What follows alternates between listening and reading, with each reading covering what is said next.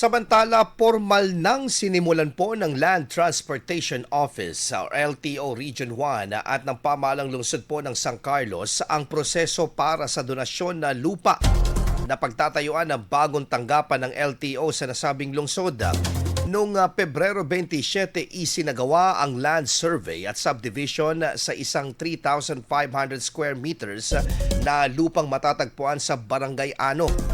Ayon sa mga opisyal, ililipat ang LTO San Carlos District Office dahil sa kasalukuyang lokasyon nito na masikip, kulang sa parking spaces at nangangailangan pa ng mas maayos na site development upang mapabuti ang serbisyo para sa kanilang mga kliyente. Dahil sa pagdami ng mga transaksyon tulad ng lisensya at rehistro ng sasakyan, nagiging hamon ngayon ang limitadong espasyo sa pagtugon sa pangangailangan ng publiko. Planong itayo ang bagong gusali sa loob ng itatayong government center ng lungsod kung saan ilalagay din ang iba pang ahensya ng pamahalaan para sa mas sentralisadong serbisyo. Sa ngayon, wala pang inilabas na target date para sa pagsisimula ng nasabing konstruksyon. IFM News. IFM News. IFM News.